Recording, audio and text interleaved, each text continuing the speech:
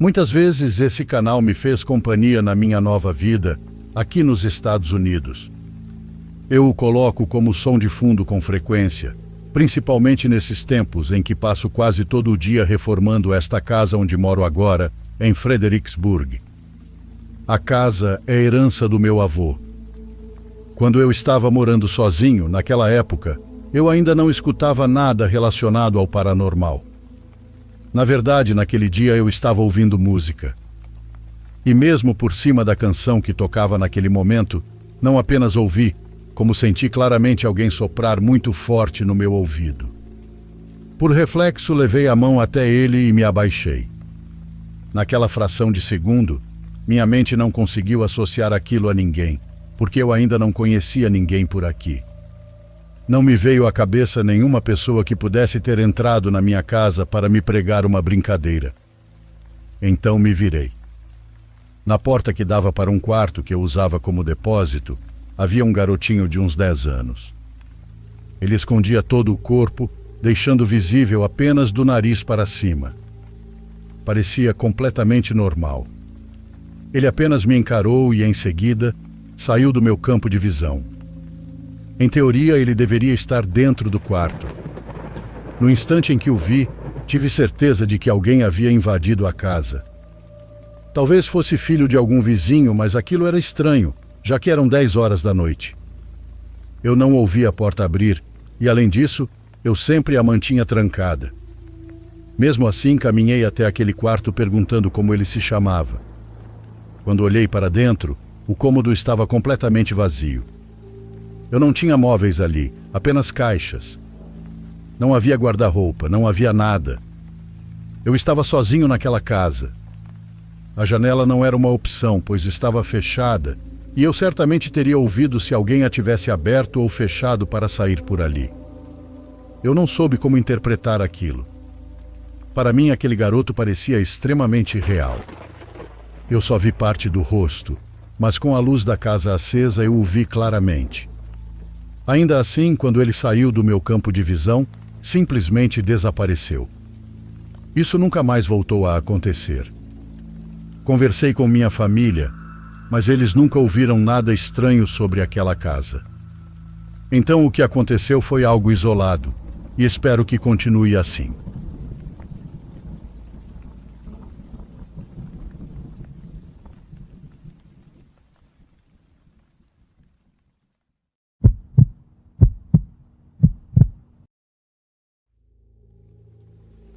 Meu nome é Rosa, e quando meu esposo faleceu foi uma perda que nos afetou profundamente. Tanto a mim quanto aos meus 3 filhos. Ele era o pilar da nossa família. Vivíamos em uma área que ainda era completamente rural, e isso de certa forma nos ajudou a seguir em frente. Digo isso porque depois que meu marido se foi, meus sogros estiveram muito presentes, assim como meus pais, nos apoiando em todos os momentos. Algo que sempre vou agradecer é que ele nos deixou uma casa própria e um pequeno terreno. 2 anos depois, com muito esforço, conseguimos montar uma pastelaria. Foi um processo extremamente difícil, cheio de dias complicados. Não apenas para mim, mas também para meus filhos. O que mais me preocupava era o caçula, Norberto, que naquela época tinha apenas 4 anos. Ele era muito apegado ao pai. Estavam sempre juntos e iam a todos os lugares. Vê-lo tão abatido me afetava profundamente. Às vezes começava a chorar sem motivo aparente e me dizia que sentia falta do pai. Como mãe, eu não sabia como explicar que ele já não estava conosco e que não iria voltar. O que quero contar aconteceu aproximadamente 3 meses depois da morte do meu esposo. Comecei a notar algo estranho com Norberto. Pela manhã, em várias ocasiões, eu o encontrava dormindo debaixo da cama. No começo pensei que fosse medo ou apenas saudade do pai. Perguntava por que ele acordava ali, já que nunca havia tido esse costume. Às vezes ele não respondia, apenas me olhava sem levantar muito o rosto e dizia que gostava de dormir ali. Nunca sustentava meu olhar. Aquilo começou a me chamar a atenção. mas naquele momento eu tinha muitas coisas na cabeça. Estava triste e sentia que minha realidade estava um pouco desorganizada. A primeira vez que o encontrei debaixo da cama foi muito angustiante. Não o encontrava em lugar nenhum. Chamava por ele e não obtinha resposta, até que voltei ao quarto e o vi saindo debaixo da cama. Abracei ele forte e o repreendi, porque não queria que ele se escondesse de mim. Ele apenas me disse que tinha acabado de acordar. Na segunda vez já fui direto verificar. O encontrei em um canto sob a cama, dormindo com os braços cruzados e o corpo encolhido. Com o tempo, aquilo se tornou algo recorrente. Por mais que eu tentasse conversar com ele, nunca me dizia nada com clareza. Em uma ocasião, quando minha mãe levou o neto para passear, eu fiquei revisando o quarto. Abri o guarda-roupa, mexi nas gavetas e olhei debaixo da cama. Não encontrei nada, mas mesmo assim senti um desconforto difícil de explicar. Tudo mudou no dia em que meu pequeno me confessou por que dormia ali. Ele me disse que dormia com o pai debaixo da cama. O que vou dizer agora é algo que até hoje me custa lembrar. Norberto me explicou que à noite, seu pai o chamava com uma voz tranquila. Dizia que ele se colocava ao lado da cama, como se estivesse ajoelhado, e da escuridão falava baixinho. "Vem, filho, não tenha medo, eu estou com você." Meu filho me garantiu que ele sempre sorria e que nunca falava alto. Contava isso com muita segurança, repetindo que o pai vinha todas as noites. Segundo ele, o pai cuidava dele e assim conseguia dormir. O que eu ouvia não fazia sentido. Minha mente não encontrava forma de encaixar aquelas palavras. Houve até uma vez em que decidi dormir no quarto com Norberto. Pensei que se eu estivesse ali, talvez ele se sentisse mais tranquilo e abandonasse aquele hábito. Deitei ao lado dele, com a luz apagada, tentando manter a calma. Ele, ao contrário, estava inquieto. Sussurrava que o pai logo iria sair debaixo da cama e que já estava chegando. Aquela espera foi muito difícil para mim. Já haviam se passado quase 3 meses desde a morte do pai, e ainda assim, ele o esperava como se fosse algo normal. Pedia que eu ficasse em silêncio, que escutasse com atenção, porque, segundo ele, logo iria acontecer. Naquela noite, nada aconteceu.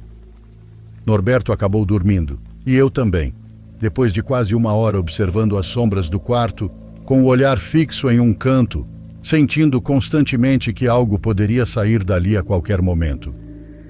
Não sei explicar porquê, mas eu estava convencida de que algo iria se manifestar. Depois disso, tomei a decisão de pedir a um dos meus filhos mais velhos que dormisse com o irmão mais novo, para que ele não ficasse sozinho. Ele aceitou, mas desde o início disse que não gostava daquele quarto, pois tinha muita dificuldade para dormir ali. Algumas madrugadas depois, veio até o meu quarto e disse que não queria mais ficar lá. Comentou que o ambiente parecia muito pesado, que acordava várias vezes durante a noite e que em alguns momentos sentia dificuldade para respirar. O mais estranho era que apenas ele sentia isso. Eu não senti quando dormi ali, e Norberto também nunca reclamou de nada. Algum tempo depois aconteceu algo ainda mais estranho. Eu estava na cozinha quando Norberto chegou correndo e me disse que queria que eu o acompanhasse até o quarto. Ele me garantiu que o pai já tinha chegado. Deixei o que estava fazendo e o segui, embora cada passo parecesse pesado, como se meus pés estivessem grudados no chão. Quando entramos no quarto, meu filho se abaixou e olhou debaixo da cama, pedindo que eu fizesse o mesmo. Fiquei de pé por alguns segundos, tentando manter a calma. Sorri e pedi que ele se levantasse, mas ele insistia. "Mamãe, vem, abaixa. O papai está aqui, deitado no canto." Com muito esforço me inclinei e olhei debaixo da cama. Não vi nada. O espaço estava vazio. Ainda assim, a sensação que percorreu meu corpo naquele momento foi extremamente difícil de suportar. Levantei rapidamente e senti um formigamento nas pernas e nos braços que demorou a passar. Tentei explicar mais uma vez que o Pai estava no céu, que de lá cuidava de nós e que sempre estaria atento à nossa saúde e bem-estar. Ele me escutava com os olhos cheios de lágrimas e repetia que o Pai estava debaixo da cama. Nesse ponto, confesso que cheguei a pensar em jogar azeite bento por toda a casa, na esperança de que as coisas se acalmassem um pouco. Porque o que eu estava vivendo não apenas me preocupava, como também estava além do que eu conseguia suportar. Além disso, comecei a notar algo que nunca havia acontecido comigo antes. Eu não gostava mais de ficar sozinha em casa. Era uma sensação constante, como se eu precisasse que sempre houvesse alguém comigo. Antes eu conseguia ficar tranquila, até mesmo à noite, mas agora não. Por alguma razão, em várias ocasiões, senti a necessidade de passar pelo quarto de Norberto e olhar na direção da cama. Ficava ali alguns segundos observando.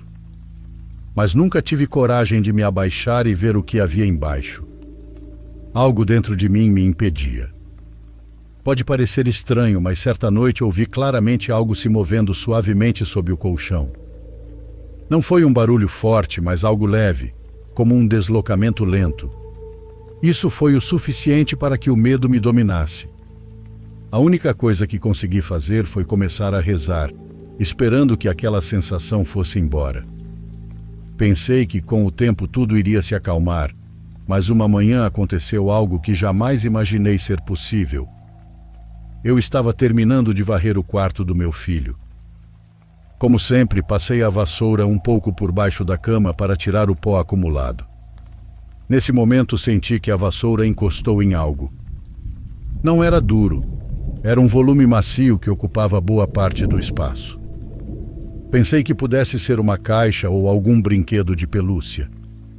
Empurrei um pouco mais e senti algo ainda mais estranho, como se estivesse tocando um corpo. Naquele dia eu estava cansada, com a mente sobrecarregada. Então, sem pensar muito, me ajoelhei e levantei um pouco a colcha para ver o que era. Havia uma figura em forma de homem, sem cabelo, olhando diretamente para mim. Os dentes estavam completamente expostos. Recuei imediatamente e caí sentada, sem conseguir desviar o olhar. Mesmo do chão, aquela coisa continuava me observando atentamente. Digo que parecia um homem porque foi o que pensei no primeiro momento. Tinha um rosto humano, mas ao mesmo tempo havia algo que não se encaixava. Os olhos eram estranhos e difíceis de descrever. Era uma mistura perturbadora. Fiquei imóvel por alguns segundos. Estava a pouco mais de 1 metro de distância, mas ainda assim conseguia vê-lo claramente debaixo do colchão. Ele estava de lado, em posição encolhida, ocupando quase todo o espaço sob a cama. Piscava, sem parar de me encarar. Tinha as 2 mãos sobre o peito, como se estivesse se protegendo de algo. Senti que o ar não era suficiente, então gritei com todas as minhas forças, mesmo sabendo que estava sozinha em casa. Saí correndo do quarto e só parei quando cheguei à parte da frente da casa. Lembro que havia um pé de amendoeira e fiquei ali chorando por um bom tempo. Não entendia o que tinha acabado de acontecer nem como processar aquilo. Minhas mãos tremiam e minha mente não encontrava nenhuma explicação lógica para o que eu tinha visto. Quando finalmente consegui voltar a falar com meu filho com calma, tentei perguntar mais detalhes sobre como era o pai quando vinha visitá-lo à noite. Norberto me disse que ele sempre usava uma camisa de manga comprida e o abraçava por trás, cruzando os braços à frente do corpo, como se estivesse protegendo-o. Não sei explicar o que senti ao ouvir isso. Apenas quero que imaginem a cena. Imaginem algo escondido debaixo de uma cama, abraçando uma criança indefesa, fazendo-a acreditar que é alguém que ela ama e em quem confia. Tenho certeza de que aquilo que vi não era humano. Não sei como descrever de outra forma. Era algo escuro. Algo que provocava um medo profundo, algo que jamais pensei que veria com meus próprios olhos. A partir daquele momento tomei uma decisão muito clara. Nunca mais permiti que nenhum dos meus filhos ficasse sozinho em qualquer cômodo da casa. Eles sempre estavam acompanhados, entre eles ou comigo. Também chamei um padre para abençoar a casa e, junto com minha sogra e minha mãe, fizemos um rosário durante 9 dias. Não quis procurar bruxos nem curandeiros. Não sou uma pessoa que acredita nisso, embora respeite. Minha mãe me recomendou, mas senti que a única coisa que poderia ajudar era a fé e pedir proteção. Felizmente, nos dias seguintes, foi isso que aconteceu. Meus filhos começaram a ficar mais tranquilos. Com muito cuidado, de vez em quando eu perguntava ao mais novo se ainda via o pai, sem insistir demais. Ele me dizia que não, que já não o via e que também não ouvia mais nada debaixo da cama. Naquela época, meu filho já não dormia mais naquele quarto. Ficava comigo, e os irmãos dormiam no quarto ao lado. O mais estranho de tudo é que ninguém mais presenciou nada fora do comum na casa. Não houve mais manifestações nem nada relacionado ao meu esposo. E embora meu filho tenha vivido tudo aquilo, ele sempre acreditou que se tratava do pai. Até hoje não sei o que foi aquilo que vi, nem como algo assim conseguiu entrar na mente do meu pequeno e fazê-lo acreditar que era alguém querido. Aquela coisa enorme debaixo da cama, sem cabelo, com os dentes à mostra, piscando sem parar enquanto me observava. Toda vez que me lembro disso, sinto minha garganta se fechar. Já se passaram muitos anos desde que meu esposo partiu, e desde então nunca mais aconteceu nada parecido.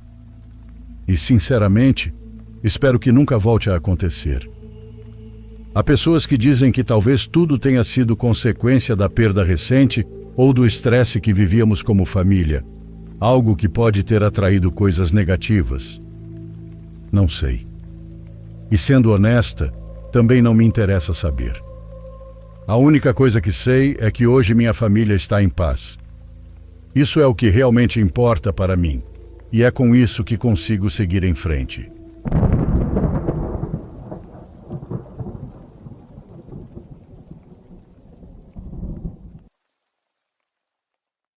Por favor, curta e se inscreva se você estiver gostando.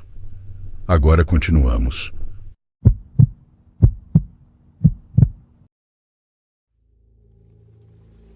Nunca fui uma pessoa atraída por coisas paranormais, porque muitas atividades estranhas aconteceram comigo de forma constante ao longo dos anos, sem que eu jamais as tivesse procurado. No ano passado, meus amigos Sarah, Mike e eu decidimos que seria, de alguma forma, uma boa ideia criar nosso próprio tabuleiro Ouija. Combinamos de usar papel, canetas marcadoras e um copo de bebida virado de cabeça para baixo. No começo, jogamos na casa da Sarah, com as luzes baixas e as janelas abertas, deixando o ar fresco da noite passar pela mesa onde estávamos sentados. Mais tarde, levamos o tabuleiro até o cemitério, sob a luz da lua. Sarah e Mike começaram a fazer perguntas sobre detalhes que eu sabia serem completamente verdadeiros, mas que eles nunca tinham ouvido de mim em nenhuma conversa que já tivemos. Naquele momento senti que o tabuleiro estava se movendo sozinho, de um jeito preciso demais para ser descartado como simples acaso ou apenas pressão dos dedos. Por pura curiosidade, minha amiga Kayla formulou uma pergunta específica sobre nossa amiga Mia, que nem sequer estava presente naquela noite. Kayla perguntou se Mia ficaria grávida até completar 19 anos. Observando o indicador deslizar com os olhos arregalados pelas letras, o tabuleiro se moveu de forma firme, soletrando um claro sim, sem qualquer hesitação ou pausa de nossa parte. Vários meses depois, meu telefone tocou tarde da noite, com Mia ligando do outro lado da cidade. Ela me contou que, de fato, estava grávida. A voz dela tremia, carregando o mesmo choque que atravessou meu corpo naquele exato momento. Nunca me senti tão maravilhada e completamente apavorada ao mesmo tempo, tudo colidindo dentro de mim. Nada parecido com esse tipo de previsão jamais havia funcionado para mim antes, de forma real ou significativa. Agora, sinto-me ainda mais inquieta ao saber que o tabuleiro respondeu algo tão específico e profundamente pessoal sobre o futuro real da vida da Mia. Não consigo acreditar que aquilo se concretizou depois de prever algo tão absurdo e estatisticamente improvável de acontecer com alguém que conhecíamos. Uma parte de mim se sente animada com as outras perguntas que Mike, Sarah e Kayla fizeram naquela noite, debaixo das árvores, mas outra parte permanece extremamente cautelosa em relação à força que nos respondeu.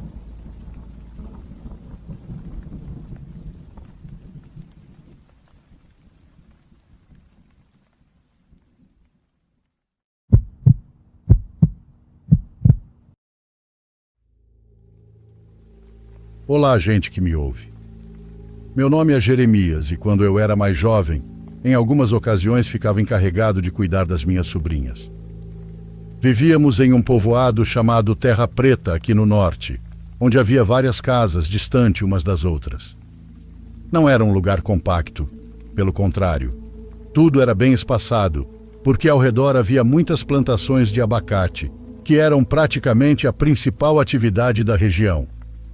Normalmente pediam para que eu cuidasse das meninas quando havia festas. Minha tia não gostava de levá-las a esse tipo de evento, principalmente por causa do barulho e porque as pessoas costumavam beber e ficar um pouco agressivas. Ela preferia deixá-las em casa, e era aí que me ligava para que eu fosse ficar com elas. Lembro que quase sempre chegava por volta das 6 da tarde. Ia de bicicleta porque a casa ficava a uns 15 minutos da nossa, então não era um trajeto que cansava. Em algumas ocasiões, quando meus tios voltavam tarde, eles se ofereciam para me levar de volta ou até diziam para eu dormir lá, em um quarto que me emprestavam.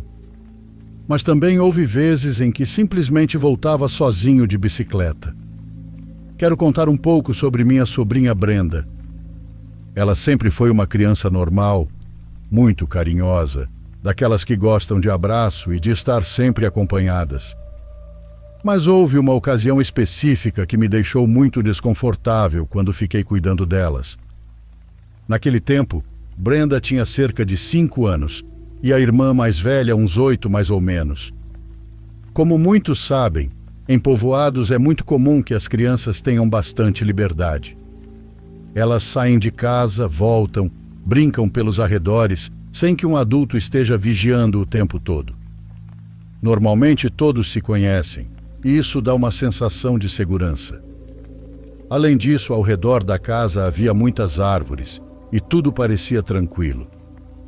Não havia barrancos nem desníveis perigosos, então minhas sobrinhas entravam e saíam como se nada fosse. Durante o dia isso era completamente normal. Apesar de ser a casa delas e de conhecerem bem a região, à noite as meninas começavam a sentir medo de sair.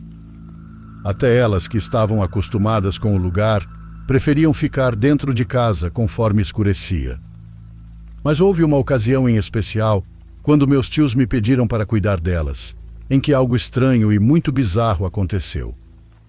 Dessa vez eles não voltariam naquela mesma noite, apenas no dia seguinte, porque a festa para a qual iam era em outro estado. Lembro que cheguei como sempre. Fiquei com as meninas, jantamos, e desde o início já estava combinado que eu dormiria lá. Minha tia arrumou um quarto para mim e disse que se eu quisesse algo para comer, a geladeira estava cheia e que qualquer coisa eu poderia ligar para ela sem problema. Antes de me deitar, inclusive, mandei uma mensagem dizendo que estava tudo bem e que as meninas já estavam dormindo. Naquele tempo no povoado, tínhamos o costume de não trancar as portas. Como todos se conheciam, isso era algo normal. Acontecia na casa dos meus tios, na dos meus pais e na de muitas pessoas da comunidade. Naquela noite, dormi com a porta do meu quarto completamente aberta, principalmente caso as meninas acordassem ou precisassem de alguma coisa. Não dormi muito. Acordei por volta das 2 da manhã. Não sei se já aconteceu com vocês, mas há momentos em que a gente abre os olhos sem saber o porquê, com uma sensação estranha no corpo. Foi exatamente isso que senti. Me mexi um pouco na cama e depois de alguns minutos me levantei. Foi então que notei que a porta do quarto das meninas estava aberta. Espiei e vi apenas a mais velha dormindo. Não quis acordá-la. Pensei que a menor tivesse ido ao banheiro. Fui procurá-la, mas ela não estava. Antes de voltar para acordar a irmã, percebi que a porta do quintal dos fundos estava aberta. Me aproximei com cuidado para espiar e, pouco antes de chegar à beirada, eu a vi. Minha sobrinha estava em um canto do quintal, sentada de costas, como se estivesse brincando. Ela falava com alguém, embora não houvesse ninguém ali. O lugar estava completamente escuro. Seu rosto estava levantado, como se estivesse olhando para uma pessoa mais alta do que ela. Não consegui distinguir bem o que dizia, mas falava baixinho, e isso foi suficiente para me deixar extremamente assustado. Naquele momento, senti um frio percorrer todo o meu corpo. Eram 2 da manhã. Não havia nenhuma lógica para uma criança estar brincando naquela hora no quintal, muito menos falando com o nada. Além disso, percebi que ela tinha levado a casinha de bonecas do quarto para fora. Fiquei em silêncio por alguns segundos e depois a chamei pelo nome. Ela se virou e me olhou assustada. Perguntei o que estava fazendo e ela respondeu que estava brincando. A repreendi, pedi que entrasse em casa e disse que já estava muito tarde. Ela se levantou rapidamente e voltou com uma de suas bonecas na mão. Já dentro de casa, perguntei com quem ela estava falando, mas me disse que com ninguém. Então perguntei por que tinha saído para o quintal àquela hora. Ela apenas respondeu que queria brincar. Era evidente que estava mentindo. Dava para ver no rosto dela. Sempre que mentia, virava o rosto para o lado, evitando me olhar. Mesmo assim, acompanhei ela até o quarto. A coloquei na cama e, nesse momento, a irmã mais velha acordou. Foi então que contei o que a pequena estava fazendo e, pela reação dela, entendi que não era a primeira vez que algo assim acontecia. Não quis perguntar mais nada naquela madrugada. Eu estava desconfortável demais e teria que dormir sozinho.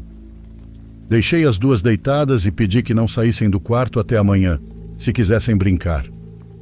Antes de ir dormir, espreitei pela janela da cozinha, em direção ao lugar onde estava a casinha de bonecas. Tudo estava no lugar. A casinha em um canto do quintal e atrás, apenas a escuridão. Pensei em sair para guardar tudo, mas preferi ficar dentro de casa. Voltei para o meu quarto. Tentei dormir com a porta aberta, mas o desconforto não me deixava. Então a fechei sem trancar e fiquei atento caso as meninas precisassem de algo. Naquela noite foi muito difícil conseguir fechar os olhos novamente. No dia seguinte, já com a luz do dia, perguntei à irmã mais velha se aquilo que a pequena tinha feito já havia acontecido antes. Ela respondeu que sim, mas falou como se fosse algo completamente normal. Explicou que em várias ocasiões a irmã acordava de madrugada e quase sempre os pais não percebiam que ela saía para o quintal para brincar. Só se lembrou de uma vez em que meu tio a repreendeu muito, porque percebeu que ela estava do lado de fora e fazia frio demais para uma criança estar acordada àquela hora. Perguntei se ela sabia se a irmãzinha brincava com alguém ou se alguma vez tinha dito algo sobre isso. Minha sobrinha respondeu que a pequena dizia que brincava com um menino que vinha das plantações de abacate. Foi isso que realmente me deixou incomodado, porque não é a mesma coisa pensar que uma criança acorda para brincar sozinha, do que imaginá-la de madrugada, com as bonecas, perto de um monte de árvores escuras. Sem tirar o fato que ela estava olhando para cima, como se estivesse falando com alguém muito mais alto do que ela. Quando minha tia chegou, contei o que havia acontecido, mas pedi que não brigasse com minha sobrinha. Apenas disse que prestasse um pouco mais de atenção durante as madrugadas. Ela me respondeu com muita calma que já tinha pensado em levá-la para fazer uma limpeza espiritual, porque às vezes a menina dizia coisas estranhas quando estava em casa. Comentou que em algumas ocasiões a criança dizia ver um menino que brincava com ela e que, além disso, várias manhãs percebiam que alguns brinquedos apareciam fora do lugar. Inclusive contou que uma vez tinha deixado alguns brinquedos no quintal e que no dia seguinte eles estavam espalhados por todos os lados, como se alguém tivesse brincado com eles. O estranho era que nessa ocasião, as meninas não estavam em casa, tinham saído para visitar uma tia. Minha tia me contava tudo isso como se estivesse ligando os pontos de várias coisas estranhas que já tinham acontecido antes, tentando encontrar uma explicação para o que eu vivi naquela noite. Eu sinceramente não sei o que realmente aconteceu. Só sei que foi uma experiência muito bizarra, daquelas que não se esquecem facilmente. Hoje em dia, minha sobrinha já tem 22 anos, e essas coisas ficaram mais como histórias que são contadas quando a família se reúne ou quando se lembram de coisas da infância. Quando pergunto o que ela via naquela época, ela jura que brincava com um menino. Diz que ele tinha pequenos chifres na cabeça e que seus olhos eram completamente escuros, inclusive a parte branca que nós temos. E isso é algo que até hoje ainda me provoca arrepios.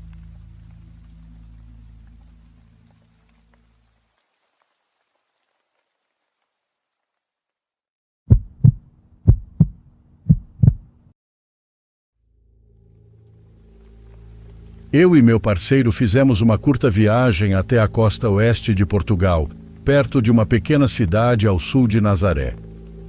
Alugamos uma cabana minimalista à beira da estrada, que havia sido convertida a partir de uma antiga estrutura utilitária. A unidade ficava posicionada acima de um desnível que descia até um canal de drenagem rochoso que desembocava no Atlântico. Um dos lados da construção era quase todo feito de vidro reforçado, voltado para a encosta.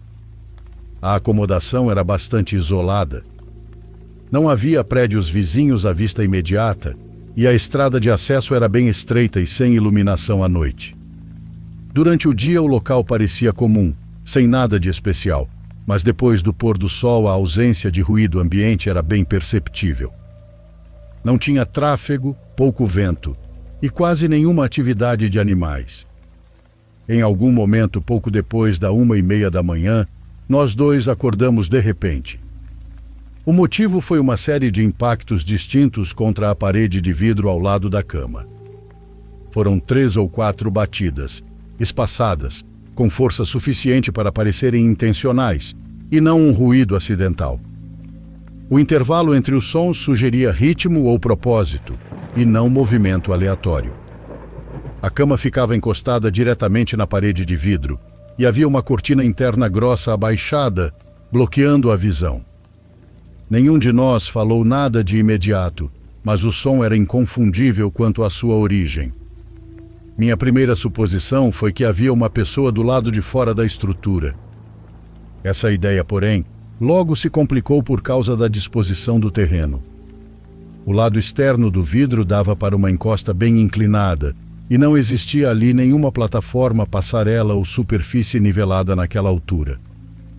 À luz do dia já seria difícil manter o equilíbrio ali, quanto mais ficar em pé e aplicar força na altura dos ombros. Levantei e tranquei a porta, mesmo sabendo que isso oferecia pouca segurança real. Quando me aproximei da cortina para levantá-la, meu parceiro me impediu. Esperamos vários minutos sem ouvir mais nenhum som e, por fim, ergui a cortina só um pouco. A lanterna do celular iluminou a área, mas não havia nenhum movimento. A encosta abaixo da janela era irregular, coberta de pedras soltas e vegetação rasteira. Não havia pegadas nem sinais de chão remexido no feixe de luz. O ângulo do terreno à distância tornava improvável que alguém tivesse alcançado a janela sem, no mínimo, escorregar. Ainda assim, ficamos acordados pelo resto da noite. Nenhum outro barulho ocorreu. Na manhã seguinte, inspecionamos o exterior à luz do dia. O solo abaixo da janela mostrava sinais de erosão e detritos soltos. Um galho grosso de uma árvore mais acima na encosta estava parcialmente solto. Parecia capaz de balançar para baixo se fosse deslocado. A altura do arco que ele faria se alinhava mais ou menos com os pontos de impacto no vidro, e sinceramente essa explicação me satisfez por um tempo. até encontrarmos algumas pegadas bem claras exatamente no local de onde vinham os sons das batidas. Não faço ideia do que alguém estaria fazendo ali tão tarde da noite, batendo no vidro daquele jeito. É obviamente estranho. Mas fiquei ainda mais preocupado com a possibilidade de quem quer que fosse voltar na noite seguinte. Então acabamos encurtando um pouco nossa estadia e fomos embora.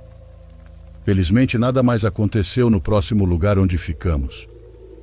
Mesmo assim, nunca vou esquecer aquela noite e a sensação estranha que me dá ao lembrar do meu parceiro me impedindo de abrir a cortina. Se eu tivesse aberto antes, será que algo teria acontecido conosco naquela noite? Prefiro não pensar nisso, então tento não remoer.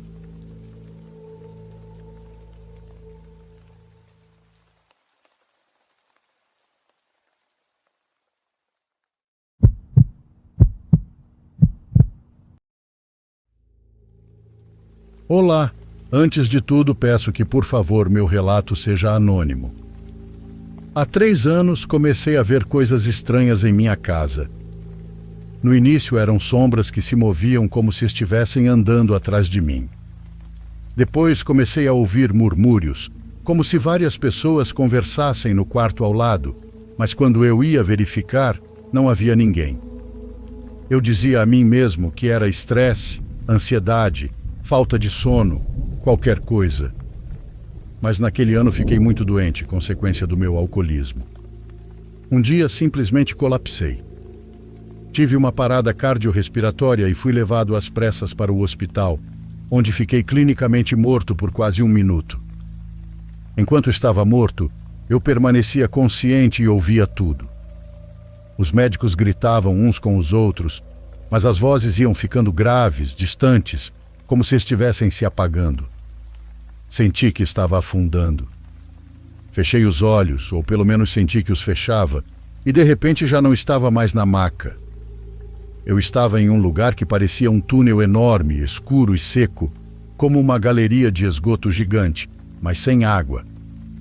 Havia muitas ratazanas correndo pelas paredes e pelo chão. Eu caminhei, pois sentia que precisava seguir em frente, e não havia outra opção. Enquanto avançava, o túnel ficava cada vez mais estreito. As paredes se aproximavam e o teto descia. Comecei a sentir que estava sufocando, embora não precisasse respirar. De repente vi um homem parado à minha frente, bem no meio do caminho. Era meu pai. Soube na hora, mesmo sem conseguir ver seu rosto. Ele estava completamente escuro, como uma silhueta sólida, mas eu sabia que era ele. Meu pai morreu em 2009 e foi um homem que passou a maior parte da vida bêbado, infiel e ausente. E eu, embora tenha vergonha de admitir, acabei seguindo quase o mesmo caminho, tornando-me aquilo que tanto critiquei nele. Tentei falar com ele, mas minha voz não saía. Cheguei mais perto tentando ver seu rosto, e me apavorei ao perceber que onde deveriam estar seus pés, havia patas de cabra, peladas, tortas e com garras. Eu sabia que algo estava muito errado. Então, atrás dele, surgiu uma criatura enorme. Precisei levantar a cabeça para enxergá-la. Seu corpo era de touro, mas com cabeça humana e chifres afiados. Quando ela apareceu, já não estávamos mais no túnel, mas sobre uma ponte frágil e instável. Abaixo de nós só se via lava. Também não consegui ver o rosto da criatura, mas sabia que aquilo era o demônio. Ela colocou uma de suas patas, do mesmo tipo das patas que meu pai tinha, sobre o ombro dele, como se o estivesse reclamando. Como se fossem da mesma família. Atrás deles surgiu uma luz extremamente brilhante. Eu, apavorado, perguntei se aquilo era o céu e pedi, chorando, para que meu pai me levasse para lá. Mas ele não respondeu nem se moveu. Então a coisa atrás dele falou. Sua voz era como se várias vozes falassem ao mesmo tempo, e disse exatamente isto. Você está enganado. Aquilo lá atrás não é o céu. Deus está morto, e morreu há muito tempo. Eu gritei com toda a alma que ainda me restava e acordei de repente na maca. Os médicos estavam em cima de mim, gritando que eu tinha voltado. Fui reanimado com o desfibrilador. Para não alongar demais, fiquei quase 4 semanas internado. Minha ex-esposa não queria mais me ver, mas meus filhos, minha irmã e minha mãe se revezavam para ficar comigo. Nenhum amigo foi me visitar. Isso também me machucou muito. Quando melhorei, contei à minha família o que tinha visto, exceto aos meus filhos. Minha mãe disse que devia ter sido uma alucinação e minha irmã, que é ateia, não acreditou em nada daquilo. Mesmo assim, desde então tentei mudar de verdade. Parei de beber, tentei ser um pai melhor, um filho melhor e uma pessoa melhor. Mas não passa um dia sem que eu pense no que vi, na possibilidade de que aquilo seja o que me espera. Obrigado por lerem. E desculpem pelo texto longo.